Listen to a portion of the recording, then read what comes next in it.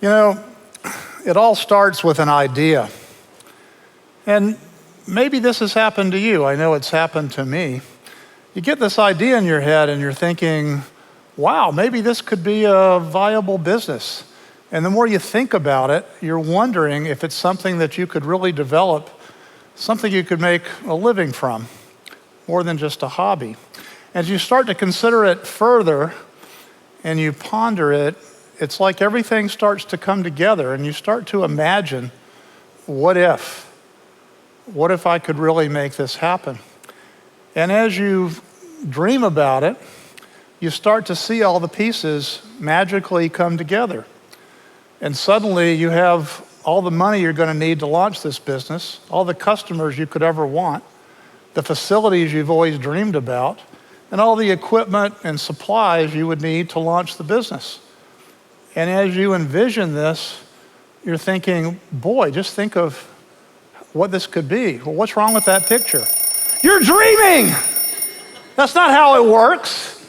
That's not how it works in the real world. That's not how it works at all.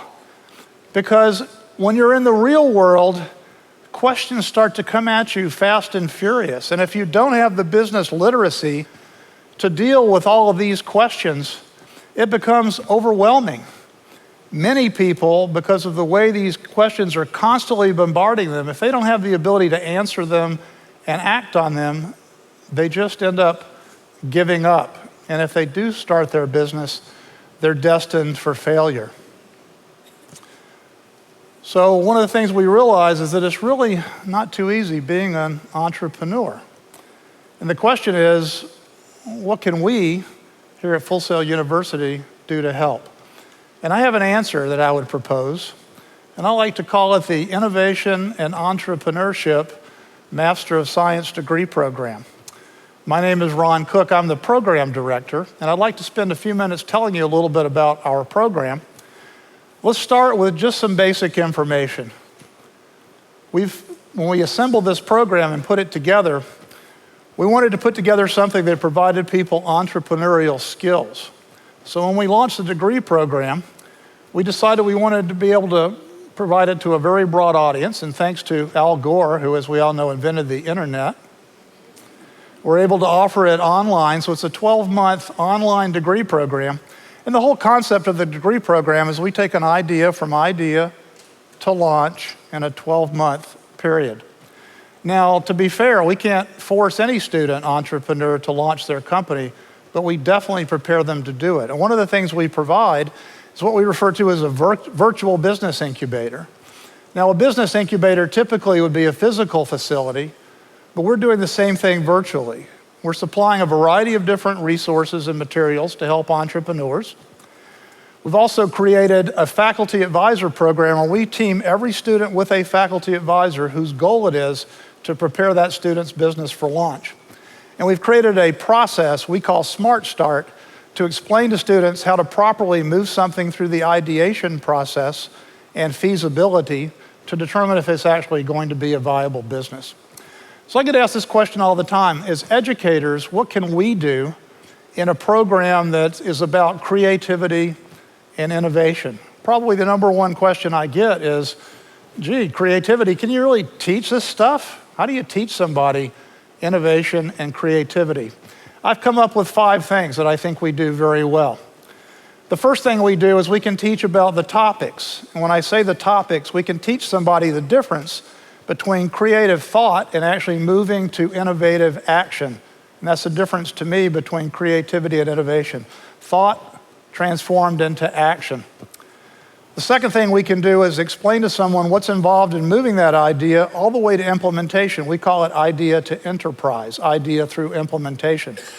Is this just a hobby that we like to do, or can we really make a living at it? And one of the things we talk a lot about is how do we monetize a business idea? Why would somebody pay us to do something? If they would, maybe we have a viable business. The second thing we do, and one of my favorites, is we create a safe, I refer to it as like a laboratory environment.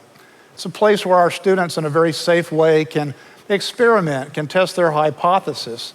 They can see if their business model is going to work. They can apply it to various business scenarios, and they can actually make decisions.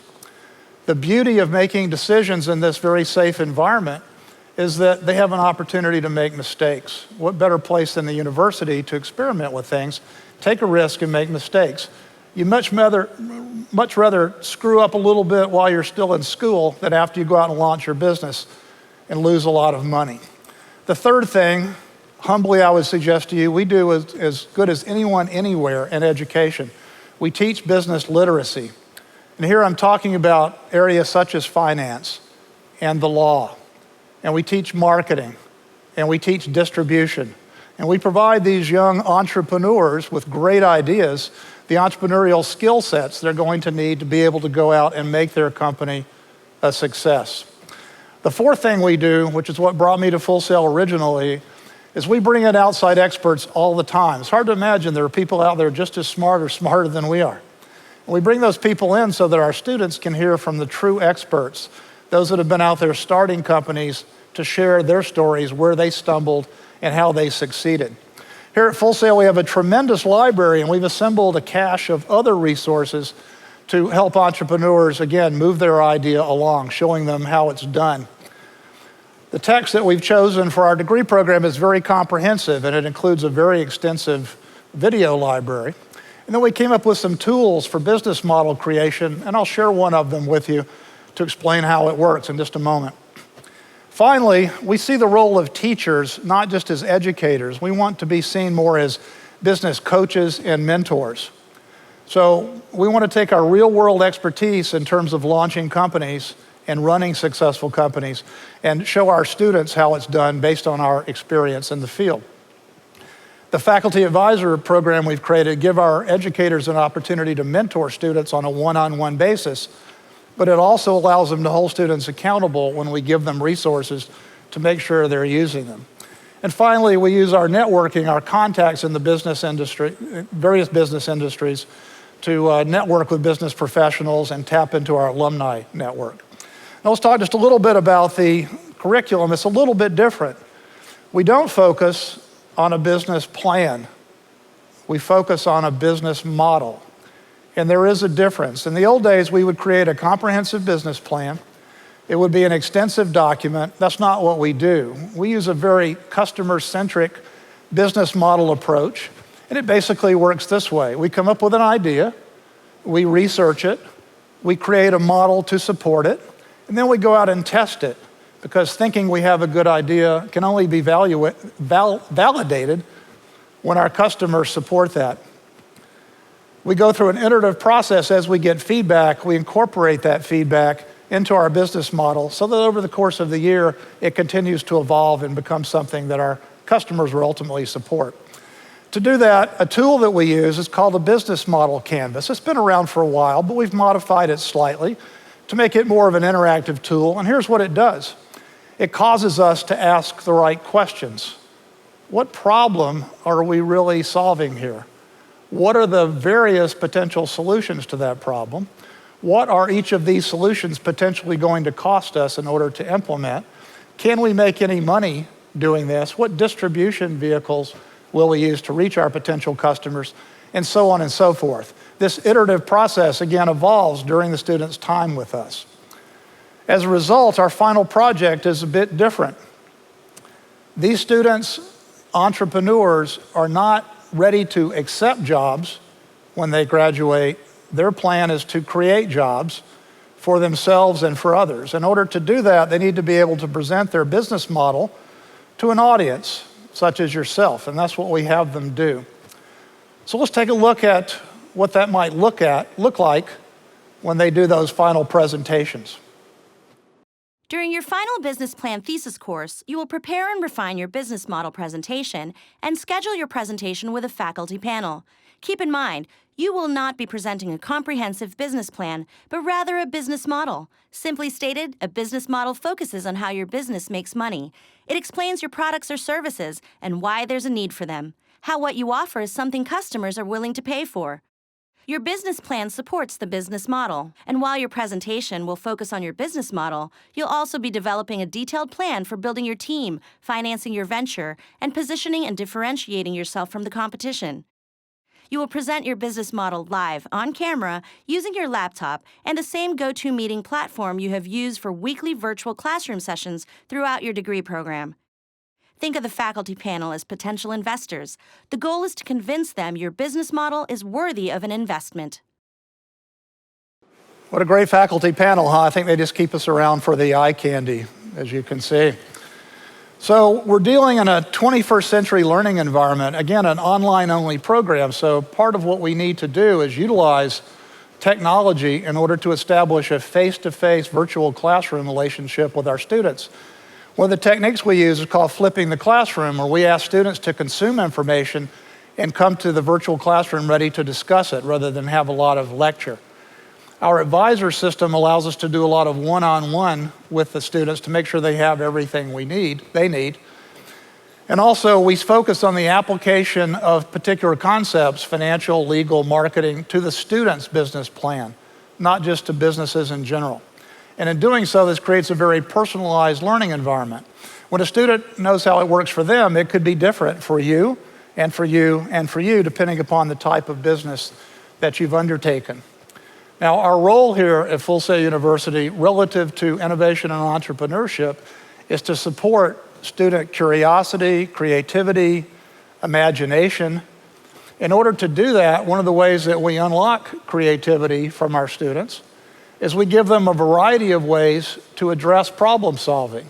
And we do that by allowing them a lot of different options when they attack an assignment and other options when they're going to submit their solution. It could be a video, could be a narrated keynote, it could be a written paper. And we use the business model canvas, again, that iterative process, to morph their business model throughout the degree program so that it ultimately meets the needs of their customers.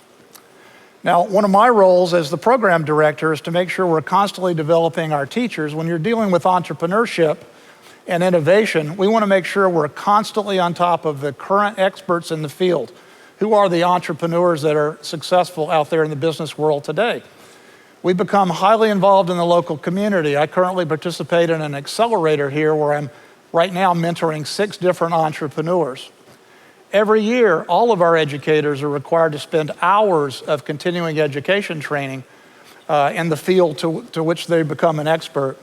The faculty advisors get an opportunity to practice mentoring, not just teaching and lecturing.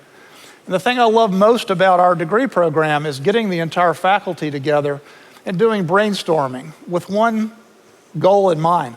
What can we do to improve the student experience? And the one thing we landed on, which I think has been awesome so far, is we collaborate with other Full Sail degree programs, and we admit there are other experts out there just as smarter than we are, and we bring them in.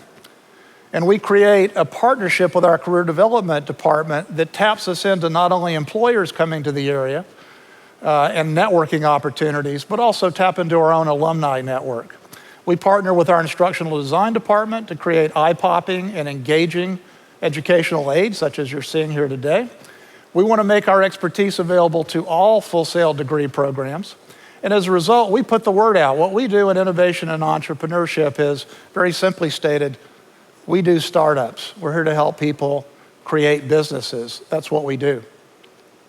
The objective of the degree program, once again, is to take something from idea to implementation in a 1-year period, to develop the idea, do some research, determine its feasibility, put together a business model for its implementation, and then ultimately prepare to launch the program. The last thing, obviously, we need to think about is, where in the world are we going to get the money to pull this off? So we spend a considerable amount of time talking about that. The funny thing is, though, guess what? The one thing that never changes for an entrepreneur is that no matter when we're talking about it, it always starts with an idea.